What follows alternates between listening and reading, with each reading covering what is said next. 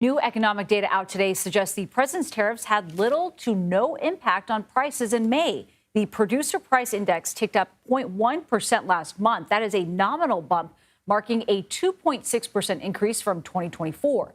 Now, this is also the second indicator to fall short of expectations just this week. The consumer price index showed a lower than expected jump of 0.2%. That was on Tuesday.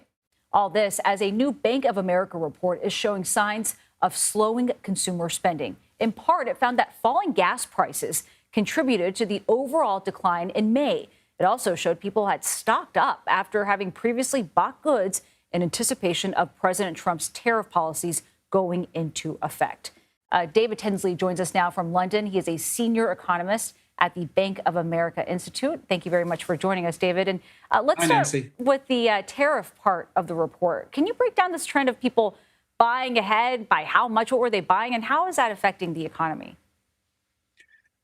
Yeah, so I think around Liberation Day, just after, and actually just in the run-up, people were buying ahead to try and get ahead of price rises. But it was really only in our data in two areas: electronics and cars.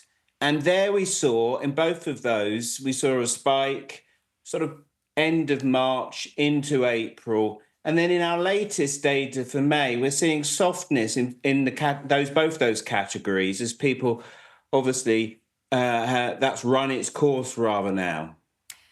David, also this report found that spending by younger generations is down more than others. They're also increasingly using buy now, pay later programs, which we've seen. So why is this happening? Yeah, well, I think one of the reasons is because there's a lot of pressures that aren't showing up in credit card and debit card data on the young. So we're thinking there student loan payments, housing cost payments, childcare payments.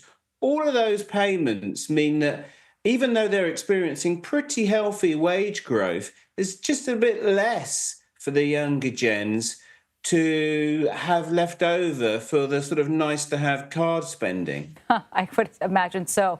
I also want to ask you about this, David. What seems like promising news, data shows wages increased even with low income households. So if that is the case, then why are we seeing those trends like we just mentioned? Yeah, at the end of the day, the data was soft in May, but really there are some extenuating reasons. It was the weather was a bit poor. There's this buying ahead, the downdraft from that.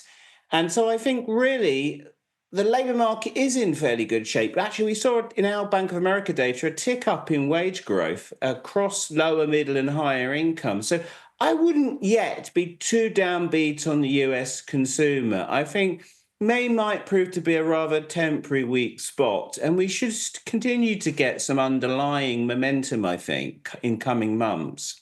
David Tinsley, thank you very much.